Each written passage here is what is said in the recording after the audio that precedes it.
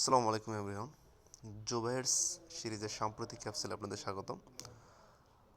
আজকে আমরা বলব বাংলাদেশ ও আন্তর্জাতিক নিয়ে সাম্প্রতিক সময়ের বিভিন্ন পরীক্ষার সম্ভাব্য প্রশ্নসমূহ। সাম্প্রতিক ক্যাপসুল 3-এর ওপর 2টি ফ্রি মডেল টেস্টের ক্রেস্ট বিজয়ীদের নাম দেয়া আছে। তো আমরা এসব বাদ দিয়ে সরাসরি প্রশ্নে চলে যাই। সো এখানে প্রশ্ন না, এখানে ইনফরমেশন দেয়া আছে। তো চলেন ইনফরমেশনগুলো পড়া যাক। সিরিয়ার স্বৈরশাসক বাশারের পতন, বিদ্রোহের নেতৃত্বে তাহরির আল শাম। আমরা সবাই জানি প্রেসিডেন্ট বাশার আল আসাদের পতন হয় 8ই ডিসেম্বর 2024 এবং এই হামলায় অংশগ্রহণ করে হায়াত তাহরির আল শাম, free Syrian army, Syrian Democratic force সহ কয়েকটি সশস্ত্র গ্রুপ, যার মধ্যে শক্তিশালী গ্রুপ যেটাকে ধরা হয় এবং বর্তমানে যারা ক্ষমতায় আছে সেটি হচ্ছে হায়াত তাহরির আল শাম। সংগঠনটির আমির আবু মোহাম্মদ আল জোলানি। তো আপনারা যে ছবিটিতে দেখতে পাচ্ছেন, ইনি হচ্ছে আবু মোহাম্মদ আল জোলানি। ইনি সংগঠনটির প্রধান হিসেবে কাজ করেন, আর এনার নেতৃত্বেই আসাদ সরকারের পতন ঘটানো হয়। তো তারপর বিদ্রোহ নেতৃত্বে হায়াত তাহরির আল শামের নেতা আমির আবু মোহাম্মদ আল জোলানি, যেটা আমি একটু আগে বলেছি। সিরিয়ার অন্তর্বর্তী সরকারের প্রধানমন্ত্রী মোহাম্মদ আল বশির। মোহাম্মদ আল বশির উনি একজন সাবেক আমলা বা বর্তমান আমলা, কিন্তু ইনি শস্ত্র গোষ্ঠীটির সাথে ওনার কোনো সম্পর্ক নেই। বিদ্যার নেতৃত্বে শিরাভিত্তিক সংগঠন হায়াত আল তাহরির আল শাম, সংক্ষেপে যাকে বলে HTS, 2017 সালে প্রতিষ্ঠিত হয়। সদর দপ্তর সিরিয়ার ইদলিব গভর্নরেটে। সংগঠনটির উদ্দেশ্য ছিল প্রেসিডেন্ট বাশার আল আসাদের সরাসরি শাসন থেকে সিরিয়াকে মুক্ত করা। সিরিয়ার সরকার বাহিনীর উপর হামলা শুরু হয় 27 নভেম্বর 2024। যদি তারা আগে থেকেই সিরিয়ার বাহিনীর উপর হামলা চালিয়ে আসতেছিল, কিন্তু তারা পুরোপুরি হামলা শুরু করে 27 নভেম্বর। তো পরিচিতি জানা যাক। আবু মোহাম্মদ আল জোলানি, প্রকৃত নাম আহমেদ হোসেন আল সারা, জন্ম রিয়াদ, সৌদি আরব। ইনিও সৌদি আরবের। আমরা যদি পিছনে ফিরে যাই, আল কায়েদার যিনি প্রতিষ্ঠাতা ছিলেন, লাদেন, ওসামা বিন লাদেন, ওনার জন্ম ছিল রিয়াদ, সৌদি আরবে। আর জোলানি সাহেব নিজেকে খলিফা হজরত ওমর রাদিয়াল্লাহু তাআলা আনহুর বংশধর বলে দাবি করে। সিরিয়ার আলোচিত শহর। এখন আমরা জানবো সিরিয়ার আলোচিত শহরসমূহ। ওকে, সিরিয়ার বৃহত্তম শহর ও রাজধানী দামেস্ক। দ্বিতীয় বৃহত্তম শহর আলেপ্পো। কয়েকটি গুরুত্বপূর্ণ শহর হলো রাক্কা, হামা, দুরো, ইউরোপস। সেমটিক শহর পালমিরা অবস্থিত সিরিয়ার হোমস প্রদেশে। স্বৈরশাসক বাশার আল আসাদ বিরোধী অভ্যুত্থানের সূতিকাগার শহর হচ্ছে দারা। যদি আমাদের প্রশ্নে আসে যে বাশার আল আসাদ বিরোধী অভ্যুত্থানের সূতিকাগার, তো আমরা সূতিকাগার বলতে কি বলতে, সূতিকাগার বলতে হচ্ছে যেখান থেকে অভ্যুত্থান শুরু হয়। ইসরায়েল অধিকৃত গোলান মালভূমি যে দেশের অংশ সিরিয়া। 1967 সালের আরব ইসরায়েল যুদ্ধের সময় সিরিয়ার গোলান মালভূমিকে দখলে নেয় ইসরায়েল, এবং এখনও এটি তাদের দখলেই আছে। কুখ্যাত সেদনায় কারাগার অবস্থিত কোথায়? সিরিয়া। এটা অনেক ইম্পর্টেন্ট, এটা অনেকটা আমাদের আয়নাঘরের মতো। তো আমরা আবার বলি, কুখ্যাত সেদনায় কারাগার অবস্থিত কোথায়? সিরিয়ায়। তো এখন আসা যাক আসাদ পরিবারের 54 বছরের শাসনের অবসান। তো আসাদ সরকারের পতনের সাথে সাথে আসাদ পরিবারের 54 বছরের শাসনের অবসান ঘটে। বাশার আল আসাদের পরিচয় চিকিৎসক এবং রাজনীতিবিদ। তিনি একজন শিয়া সম্প্রদায়ে জন্মগ্রহণ করেন। ক্ষমতাসীন রাজনৈতিক দল বাথ পার্টির 1967 সালে প্রতিষ্ঠা করা হয়। ক্ষমতায় ছিলেন, অর্থাৎ বাশার আল আসাদ ক্ষমতায় ছিলেন 17 জুলাই 2000 থেকে 8ই ডিসেম্বর 2024। পতনের পর রাজনৈতিক আশ্রয় লাভ করেন রাশিয়ায়। বাশার আল আসাদের পিতা হাফিজ আল আসাদ সাবেক প্রেসিডেন্ট। হাফিজ আল আসাদকে সিরিয়ার ফাদার অফ সিরিয়া বলা হয়, এবং তাকে হচ্ছে আধুনিক সিরিয়ার রূপকার বলা হয়। হাফিজুল রাশিদ ক্ষমতায় ছিলেন 1971 থেকে 2000 সাল পর্যন্ত। তো এতে করে আমরা বুঝতেই পারি যে উনিও একজন স্বৈরশাসক ছিলেন বা একনায়কতন্ত্র চালু করেছিলেন, এবং দেখা যায় তার মৃত্যুর পরেই সিরিয়ার সরকার প্রধান হয়ে ক্ষমতায় আসেন বাশার আল আসাদ। তো এখন আমরা আসি বাংলাদেশ। চলে গেলেন প্রেম ও দ্রোহের কবি হেলাল হাফিজ। আমরা জানি হেলাল হাফিজ উনি কখনো বিয়ে করেননি, আর সিঙ্গেল ছিলেন। এবং হেলাল হাফিজ মারা যায় 13 ডিসেম্বর 2024। হেলাল হাফিজ জন্মগ্রহণ করেন 7 অক্টোবর 1948 সালে নেত্রকোনা জেলার আড়পাড়া উপজেলার বড়তলী গ্রামে, এবং তাকে সমাহিত করা হয় শহীদ বুদ্ধিজীবী কবরস্থান মিরপুর। কবি হেলাল হাফিজের মতো এত কম কবিতা লিখে খ্যাতি পাওয়ার নজির বাংলাদেশের সাহিত্যে বিরল। আসলে কবি হেলাল হাফিজ মানুষের মনের কথাগুলো লিখতেন। দেখা যায় ওনার লেখাগুলো অনেকের জীবনের সাথে সম্পর্কিত, অনেকের জীবনের সাথে মিলে যায়, যার কারণে উনি এত কম কবিতা লেখার পরে এত জনপ্রিয় ছিলেন। উনি ঢাকা বিশ্ববিদ্যালয়ের বাংলা বিভাগের শিক্ষার্থী ছিলেন। সাহিত্য সম্পাদক হিসেবে কাজ করেন দৈনিক পূর্বদেশ, দৈনিক দেশ ও দৈনিক যুগান্তর পত্রিকার। তার কবিতা সমগ্রের নাম এক জীবনের জন্ম যখন। তো আমাদের যদি প্রশ্ন আসে যে কবি হেলাল হাফিজের কবিতা সমগ্রের নাম কি, তো আমরা উত্তর কি দিতে পারি? এক জন্মের জন্ম যখন। হেলাল হাফিজের প্রাপ্ত উল্লেখযোগ্য পুরস্কার যশোর সাহিত্য পরিষদ পুরস্কার, বাংলা একাডেমি পুরস্কার 2003 সাল। তো এখানে ইম্পর্টেন্ট হচ্ছে বাংলা সাহিত্য একাডেমি পুরস্কার। কাব্যগ্রন্থ মাত্র 3টে কাব্যগ্রন্থ রচনা করেন। প্রথম কাব্যগ্রন্থ যে জলে আগুন জ্বলে 1986 সালে, আর 1986 সালে যে জলে আগুন জ্বলার মাধ্যমে তিনি যশোর সাহিত্য পরিষদ পুরস্কার লাভ করেন। The tears that place. তো যে জলে আগুন জ্বলে, এটার ইংরেজি নাম হচ্ছে দ্য টিয়ার্স দ্যাট প্লেস। দ্বিতীয় কবিতা 71, 2012 সালে প্রকাশিত হয়, পোয়েম 71। বাংলা ইংরেজি দুই ভাষাতে প্রকাশিত কাব্যগ্রন্থ। তৃতীয় এবং সর্বশেষ কাব্যগ্রন্থ বেদনাকে বলছে কেদনা। বেদনাকে বলছে কেদনা এটি পাবলিশ হয় 2019 সালে। তো হেলাল হাফিজ তার জীবনে মাত্র 3টে কাব্যগ্রন্থই রচনা করেন, এবং 3টে কাব্যগ্রন্থ রচনার মাধ্যমে তিনি 2টি সাহিত্য পুরস্কার লাভ করেন। অমর কবিতা। তো হেলাল হাফিজের অমর কবিতা নিষিদ্ধ সম্পাদকীয়। 1970-এর গণ অভ্যুত্থানকালীন ঢাকা বিশ্ববিদ্যালয়ের ছাত্র অবস্থায় রচনা করেন তার অমর কবিতা নিষিদ্ধ সম্পাদকীয়। আর আমরা জানি 1969 সালে গণ অভ্যুত্থান ঘটে। কবিতাটি যে কাব্যগ্রন্থের অন্তর্ভুক্ত, যে জলে আগুন জ্বলে, এটি হচ্ছে যে জলে আগুন জ্বলে কাব্যগ্রন্থের অন্তর্গত নিষিদ্ধ সম্পাদকীয়। কবিতার প্রথম বিখ্যাত 2টি পঙ্ক্তি, এখন যৌবন যার মিছিলে যাবার শ্রেষ্ঠ সময়, এখন যৌবন যার যুদ্ধে যাবার তার শ্রেষ্ঠ সময়। মূলত বিভিন্ন আন্দোলন বা মিছিলে আমরা এই উক্তি দুটি দেখতে পাই। অনেকে তাদের কপালে পেপার বেঁধে বা কাপড় বেঁধে এটি লিখে রাখেন।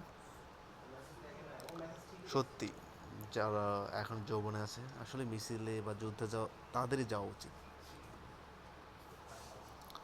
উল্লেখযোগ্য পঙ্ক্তি, নিউটন বোম বোঝো, মানুষ বোঝো না, এটি অশ্লীল সভ্যতা থেকে নেয়া। কেউ আসে রাজপথে সাজাতে সংসার, নিষিদ্ধ সম্পাদকে। আমরা দেখেছি যে মিছিলেও প্রেম হয়, এটা মনে হয় একটা লেখা। রক্ত ঋণে স্বদেশ হলো, তোমার দিকে চোখ ছিল না, জন্মভূমি সেদিন তোমার সতীন ছিল। কথা ছিল একটি পতাকা পেলে আমি আর লিখব না বেদনার অঙ্কুরিত কষ্টের কবিতা। কবি হেলাল হাফিজ থাকতেন ঢাকা বিশ্ববিদ্যালয়ের ইকবাল হলে, বর্তমান জহুরুল হক হল। 1971 সালের 25শে মার্চের অপারেশন সার্চলাইটের রাতে অলৌকিকভাবে বেঁচে যান তিনি। সে রাতে ফজলুল হক হলে বন্ধুদের সাথে আড্ডা শেষ করে তিনি হলে না গিয়ে সেখানেই থেকে যান। ওই একই রাতে তার নিজ হলে নৃশংস হত্যাযজ্ঞ চালায় পাকিস্তানি আর্মি। তিনি যদি হলে অবস্থান করতেন, হয়তো তিনি হত্যাযজ্ঞের শিকার হতেন। 27শে মার্চ কারফিউ তুলে নেওয়ার পর হলে ফিরে দেখেন চারিদিকে হলের শিক্ষার্থী ও কর্মচারীদের লাশ আর লাশ। চলে গেলেন যারা, জিমি কার্টার 39তম মার্কিন প্রেসিডেন্ট ছিলেন। আত্মজীবনীমূলক গ্রন্থ হোয়াইট হাউস ডায়েরি। 1978 সালে মিশর ও ইসরায়েলের মধ্যে স্বাক্ষরিত ক্যাম্প ডেভিড চুক্তির মধ্যস্থতাকারী ছিলেন। 2001 সালে বাংলাদেশ সফরে এসেছিলেন। 2002 সালে শান্তিতে নোবেল পুরস্কার লাভ করেন, এবং উনি 29 ডিসেম্বর 2024 সালে মৃত্যুবরণ করেন। মনমোহন সিং মনমোহন সিং পরিচয়: ভারতের সাবেক প্রধানমন্ত্রী, অর্থনীতিবিদ ও শিক্ষাবিদ। ভারতের প্রথম ও একমাত্র প্রধানমন্ত্রী যিনি হিন্দু ধর্মাবলম্বী নন। ভারতের প্রথম শিখ ধর্মাবলম্বী প্রধানমন্ত্রী ছিলেন। ইকোনমিক রিফর্মস ইন ইন্ডিয়া এর স্থপতি বলা হয়। মৃত্যু 26 ডিসেম্বর 2024। তো প্রশ্ন আসতে পারে মনমোহন সিং কত তারিখে মৃত্যুবরণ করেন? 26 ডিসেম্বর 2024। আবু জাফর সঙ্গীত শিল্পী, গীতিকার ও সুরকার। এই পদ্মা এই মেঘনা বিখ্যাত গানটির গীতিকার ও সুরকার আবু জাফর। 2006 সালে বিবিসি বাংলার জরিপে সর্বকালের সর্বশ্রেষ্ঠ সেরা 20 বাংলা গানের তালিকায় এই পদ্মা এই মেঘনা গানটির অবস্থান ছিল 17তম। মৃত্যু 6 ডিসেম্বর 2024। তো আমরা 2024 ডিসেম্বরে তিনজন বিখ্যাত মানুষকে হারাই। প্রথমেই জিমি কার্টার, যিনি 39তম মার্কিন প্রেসিডেন্ট ছিলেন। পরবর্তীতে মনমোহন সিং, তিনি একমাত্র শিখ ধর্মাবলম্বী প্রধানমন্ত্রী ছিলেন ভারতের। অ্যান্ড দেন আবু জাফর, যিনি এই পদ্মা এই যমুনা এই পদ্মা এই মেঘনা গানটির গীতিকার ও সুরকার। ইনি আলোচনায় আসার পিছনে যেটি কারণ সেটা হচ্ছে বিবিসি বাংলার সর্বকালের সর্বশ্রেষ্ঠ 20 বাংলা গানের তালিকায় তার এই গানটি 17তম স্থান দখল করে। আলোচনায় 2 সীমান্ত হত্যা। আমরা জানি সীমান্তে বিএসএফ একের পর এক বাংলাদেশিকে হত্যা করেই চলেছে। বাংলাদেশ সরকার প্রতিবাদ করলেও তারা এটা আমলে নিচ্ছে না। তো এখানে সবচেয়ে আলোচিত যে সীমান্ত হত্যাটি ছিল সেটা হচ্ছে ফেলানী হত্যা। নাম ফেলানী খাতুন, হত্যা করা হয় 7 জানুয়ারি 2011। যে সীমান্ত এলাকায় গুলি করে হত্যা করা হয় কুড়িগ্রামের অন্তপুরে। এবং পরবর্তীতে 1 সেপ্টেম্বর 2024 আমাদের দ্বিতীয় স্বাধীনতা যেটাকে বলা হয়, 26 জুলাইয়ের পর যে আমরা স্বাধীনতা অর্জন করি, তারপরেও বিএসএফ তাদের হত্যাযজ্ঞ চালিয়ে যায় এবং সর্বশেষ যাকে হত্যা করা হয় তার নাম হচ্ছে স্বর্ণা দাস, একটা শিশু, মেয়ে শিশু। হত্যা করা হয় 1 সেপ্টেম্বর 2024। যে সীমান্ত এলাকায় গুলি করে হত্যা করা হয় মৌলভীবাজার কুলাউড়া। ভারতের সীমান্তরক্ষী বাহিনীর থেকে দখলমুক্ত করা কোদলা নদী অঞ্চল যে এলাকায় অবস্থিত ঝিনাইদহ। অষ্টম দেশ হিসেবে এলডিসি থেকে সাও টোমে অ্যান্ড প্রিন্সিপের উত্তরণ। এলডিসির পূর্ণরূপ হচ্ছে লিস্ট ডেভেলপমেন্ট কান্ট্রিজ। এলডিসি হলো স্বল্পোন্নত দেশগুলোর জন্য জাতিসংঘের গঠিত গ্রুপ। এলডিসি গ্রুপ গড়ে ওঠে 18 নভেম্বর 1971 সালে। বর্তমানে বিশ্বের স্বল্পোন্নত দেশ হচ্ছে 44টি। সর্বশেষ এলডিসিভুক্ত দেশ দক্ষিণ সুদান 2012। সর্বশেষ এলডিসি থেকে উত্তরিত দেশ সাও টোমে অ্যান্ড প্রিন্সেপ। আমি এটার কখনো নাম শুনিনি। স্বল্পোন্নত দেশ থেকে উন্নয়নশীল দেশে উত্তরিত 8টি। স্বল্পোন্নত দেশগুলোর মধ্যে ফরেন ডিরেক্ট ইনভেস্টমেন্ট প্রাপ্তিতে বাংলাদেশ তৃতীয়। তো ফরেন ডিরেক্ট ইনভেস্টমেন্ট, সরাসরি যে ফরেন ইনভেস্টমেন্টগুলো, এগুলোর প্রাপ্তিতে বাংলাদেশ তৃতীয়। এলডিসি থেকে উত্তরিত 8টি দেশ হচ্ছে বতসোয়ানা, সর্বপ্রথম বতসোয়ানা 1994 সালে, কেপ ভার্দে 2007 সালে, মালদ্বীপ 2011 সালে, সামোয়া 2014 সালে, নিউগিনি 2017 সালে, ভানুয়াতু 2020 সালে, ভুটান 2023 সালে এবং সাও টোমে অ্যান্ড প্রিন্সেস 2024 সালে। স্বল্পোন্নত দেশগুলো মূলত জাতিসংঘ থেকে বিভিন্ন ধরনের অর্থ সহায়তা পেয়ে থাকে। এমন কোনো দেশ যখন স্বল্পোন্নত দেশ থেকে উন্নয়নশীল দেশে উত্তরিত হবে, তখন তাদের দেশের ট্যাক্সের পরিমাণ বেড়ে যায়, সব কিছুর দাম বেড়ে যায়। দেখা যায় জীবনযাত্রার মান ধীরে ধীরে স্বল্পোন্নত দেশ হিসেবে যেরকম ছিল সেখান থেকে ধীরে ধীরে কমতে শুরু করে এবং তারা ধীরে ধীরে তাদের এটার উত্তরোত্তর উন্নতি সাধনের চেষ্টা করে।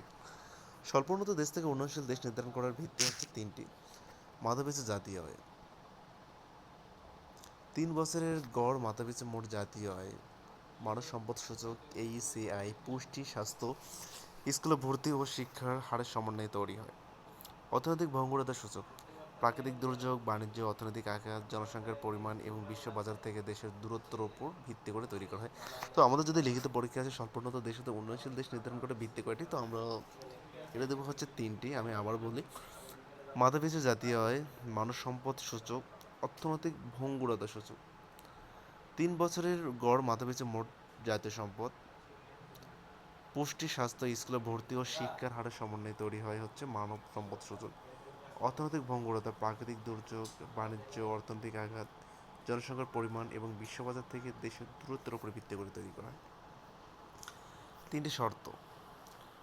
মাথাপিছু মোট জাতীয় আয় মানদণ্ড $1230, বাংলাদেশের অর্জন $1272। ও এখন তো বাংলাদেশ পায় হচ্ছে $2684, যেহেতু এটা মিথ্যা ছিল। মানব সম্পদ সূচক 66-র বেশি, বাংলাদেশের অর্জন এর চেয়ে বেশি। অর্থনৈতিক ভঙ্গুরতার সূচক 32-এর কম। 3 শতক যে কোনো 2 শতক পূরণ বা মাথাপিছু আয় দ্বিগুণ হলে যে কোনো রাষ্ট্র এলডিসি মুক্ত হতে পারে। বাংলাদেশ ইউরোপিয়ান ইউনিয়ন দেশসমূহে শুল্কমুক্ত রপ্তানি সুবিধা পাবে 2019 সাল পর্যন্ত। Trade related aspects intellectual property rights চুক্তির মেয়াদ বাড়ানো হয়েছে 1 জুলাই 2034 পর্যন্ত। ওষুধ শিল্পের পেটেন্ট সুবিধা বাংলাদেশে আমরা দ্বারা যে ওষুধগুলো তৈরি করা হয় এগুলো শুল্কমুক্ত পেটেন্ট সুবিধার মাধ্যমে।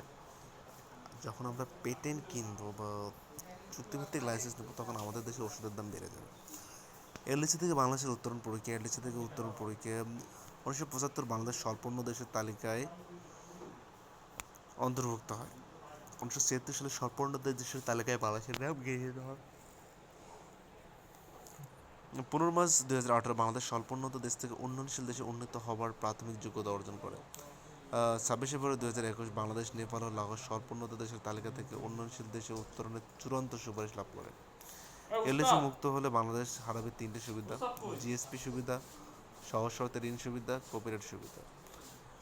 24 নভেম্বর 2026 বাংলাদেশ নেপাল ও লাওস এলডিসি থেকে সম্পূর্ণ বের হয়ে উন্নয়নশীল বা মধ্যম আয়ের দেশ হিসেবে ইকোসক হতে স্বীকৃতি পাবে। অনূর্ধ্ব-19 এশিয়া কাপ 2024 চ্যাম্পিয়ন বাংলাদেশ। ফাইনালে ভারতকে 59 রানে হারিয়ে চ্যাম্পিয়ন হয় বাংলাদেশ। অনূর্ধ্ব-19 এশিয়া কাপ চ্যাম্পিয়ন বাংলাদেশ। আসর 11তম আয়োজক এশিয়ান ক্রিকেট কাউন্সিল। সময়কাল 29 নভেম্বর থেকে 8 ডিসেম্বর 2024। স্বাগত সংযুক্ত আরব আমিরাত। চ্যাম্পিয়ন বাংলাদেশ টানা দ্বিতীয়বারের মতো। প্রথমবার চ্যাম্পিয়ন হয় 2020 সালে, যার অধিনায়ক ছিল আকবর আলী, এবং রানার্স আপ ভারতই হয়েছিল। টুর্নামেন্ট সেরা খেলোয়াড় ইকবাল হোসেন ইমন। ফাইনালে ম্যাচ সেরা খেলোয়াড় ইকবাল হোসেন ইমন বাংলাদেশ। সর্বোচ্চ উইকেট শিকারী ইকবাল হোসেন ইমন। টুর্নামেন্ট সেরা কোচ নাভিদ নওয়াজ বাংলাদেশ। খেলাধুলায় সর্বশেষ বিশ্ব ফুটবল দিবস 25শে মে।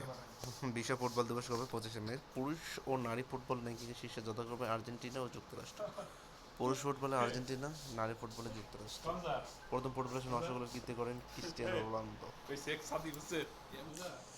অনূর্ধ্ব নারী সাব ফুটবলে সেরা খেলোয়াড় নির্বাচিত হন সাগরিকা বাংলাদেশ। ক্রিকেট খেলায় প্রথম লাল কার্ড পেয়েছিলেন সুনীল নারিন 2000 কত সালে? এটা বিশ্ব চ্যাম্পিয়নশিপের সর্বকনিষ্ঠ চ্যাম্পিয়ন গুকেশ ডুমরাজ ভারত। নারী ওয়ানডে ক্রিকেটে বাংলাদেশের প্রথম সেঞ্চুরি করেন ফারজানা হক। ফারজানা হকের বাড়ি হচ্ছে আপনার গাইবান্ধা। এবং বাংলাদেশের নারীদের প্রথম শ্রেণীর ক্রিকেটে প্রথম সেঞ্চুরি নিগার সুলতানা জ্যোতি, বাংলাদেশ জাতীয় মহিলা ক্রিকেট দলের বর্তমান অধিনায়ক। প্রথম বাংলাদেশি হিসেবে আইসিসির মাসসেরা নারী ক্রিকেটার নির্বাচিত হন নাহিদ আক্তার। আইসিসি কর্তৃক আন্তর্জাতিক প্যানেলে ম্যাচ রেফারি মনোনীত হন যে বাংলাদেশি নারী সুপ্রিয়া রানী দাস।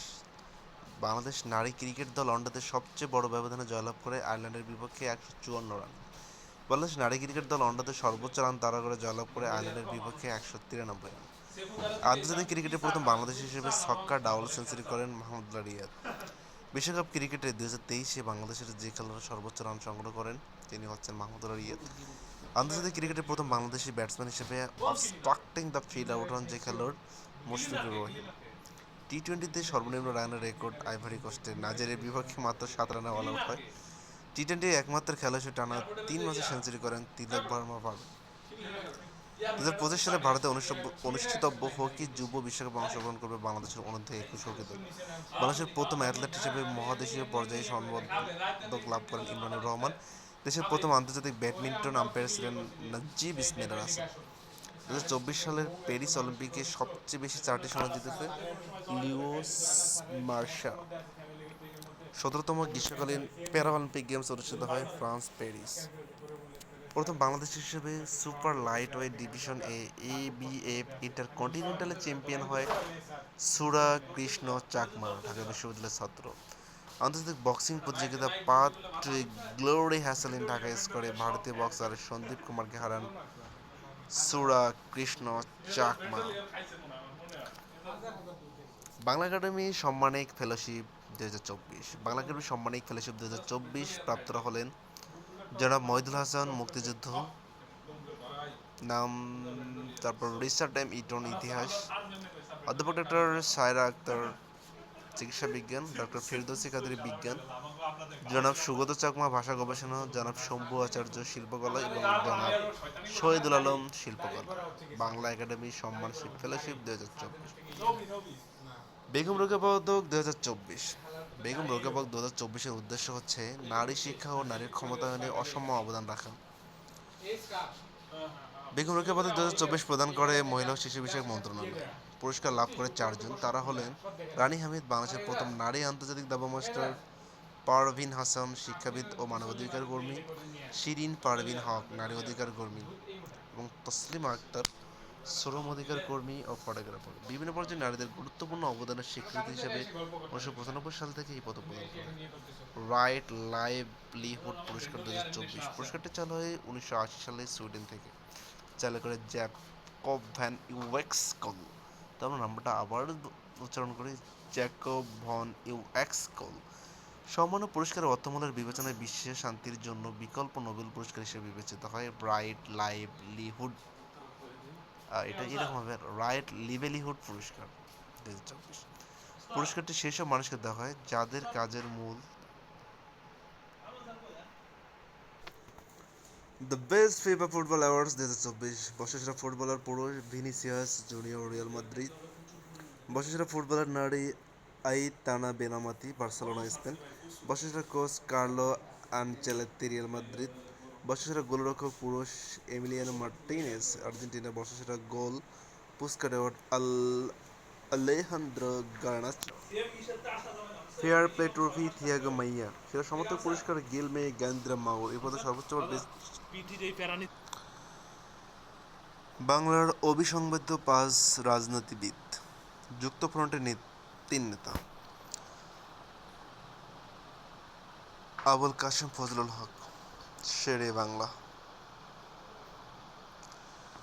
এখানে আমরা নিচে যে ছবিগুলো দেখতে পাচ্ছি তার মধ্যে শহীদ সোহরাওয়ার্দী এবং ফজলুল হক, ছবির সাথে নামের কোনো মিল নেই। শহীদ সোহরাওয়ার্দীতে যাকে দেখতে পাচ্ছি ইনি হচ্ছে ফজলুল হক, আর ফজলুল হকের জায়গায় মানে যার ছবি আমরা দেখতে পাচ্ছি ইনি হচ্ছে শহীদ সোহরাওয়ার্দী। সো আপনারা ভুল বুঝবেন না, এখানে হয়তো টাইপিং মিস্টেক। আবুল কাশেম ফজলুল হক, বা যাকে আমরা শেরে বাংলা নামে চিনি, শেরে বাংলা ফজলুল হক, জন্ম 26 অক্টোবর 1873, সাতুরিয়া, রাজাপুর, ঝালকাঠি। মৃত্যু 17 এপ্রিল 1962। সমাধিস্থল 3 নেতার মাজার, পৈতৃক নিবাস চাকার বানারী পাড়া, বরিশাল। পরিচিত ছিলেন শেরে বাংলা বা বাংলার বাগ নামে। শেরে বাংলা উপাধি লাভ করে 1940 সালে পাকিস্তানের পাঞ্জাব প্রদেশের লাহোরে অনুষ্ঠিত নিখিল ভারত মুসলিম লীগের অধিবেশনে। অবিভক্ত বাংলার প্রথম মুখ্যমন্ত্রী কে?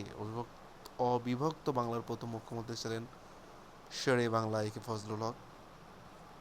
উল্লেখযোগ্য কর্ম: কৃষক প্রজা পার্টি গঠন 1936 সালে, ঋণ সালিসি আইন প্রণয়ন, অবৈতনিক প্রাথমিক শিক্ষা আইন প্রণয়ন এবং লাহোর প্রস্তাব উত্থাপন। লাহোর প্রস্তাব উত্থাপন করা হয় 1940 সালে। হোসেন শহীদ সোহরাওয়ার্দী। হোসেন শহীদ সোহরাওয়ার্দী জন্ম 8 সেপ্টেম্বর 1892, মেদিনীপুর, পশ্চিমবঙ্গ।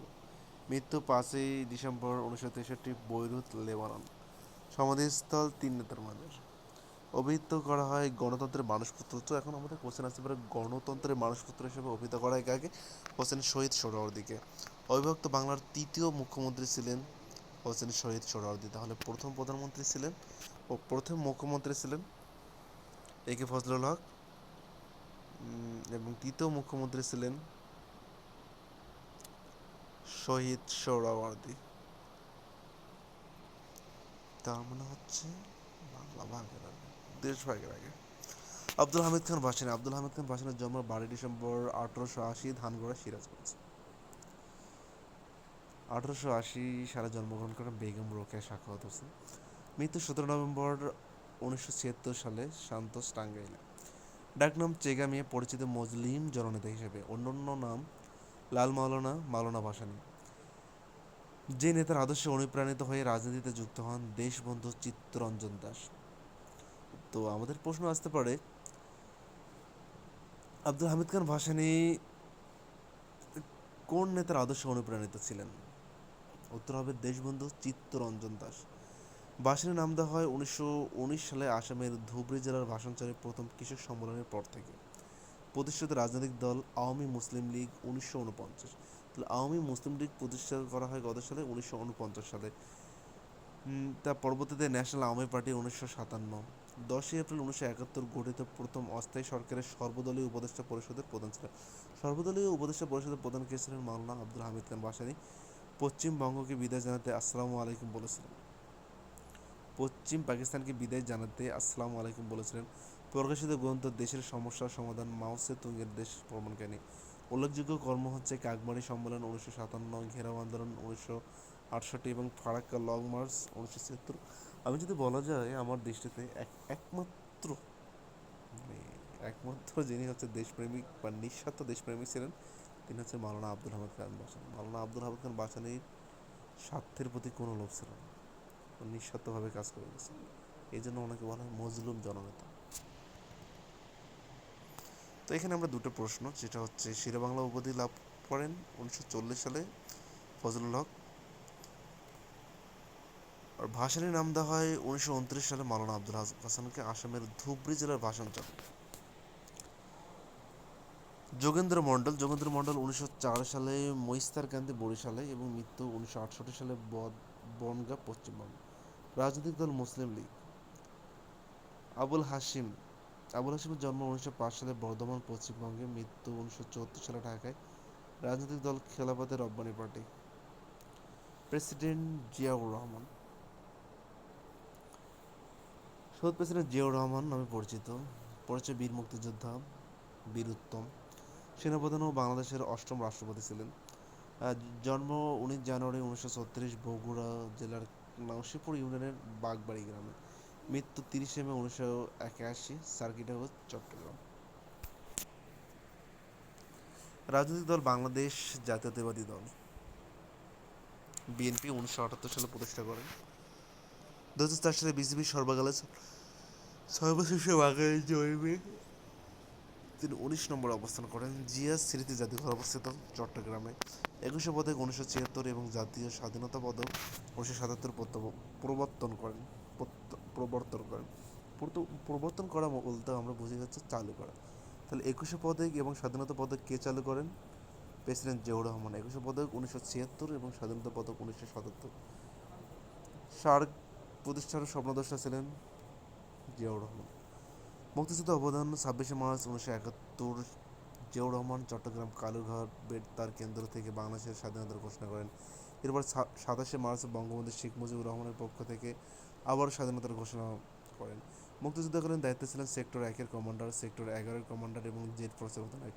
প্রাপ্ত উল্লেখযোগ্য পুরস্কার: হেলালি জুরাত 1965, ভারত পাকিস্তান যুদ্ধে বীরত্বের জন্য পাকিস্তান সরকার কর্তৃক অর্ডার অব দ্য নাইল, মিশরের সর্বোচ্চ জাতীয় সম্মাননা হিরো অব দ্য রিপাবলিক, উত্তর কোরিয়ার সম্মানসূচক খেতাব, বীর উত্তম মুক্তিযুদ্ধে অবদানের জন্য স্বাধীনতা পুরস্কার 2003, সার্ক পুরস্কার 2004 এবং 2005 সালে প্রথম সার্ক পুরস্কারের মরণোত্তর ভূষিত হন।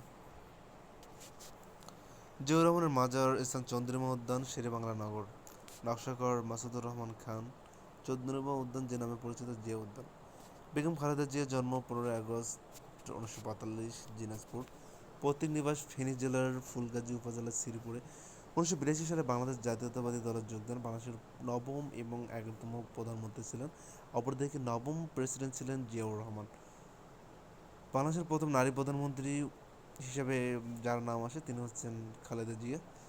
ফাইটার ফর ডেমোক্রেসি পদক লাভ করেন যুক্তরাষ্ট্রের নিউ জার্সি সিনেট কর্তৃক 2011 সালে। মাদার অফ ডেমোক্রেসি সম্মাননা লাভ করেন Canadian human rights international organization কর্তৃক 2018 সালে।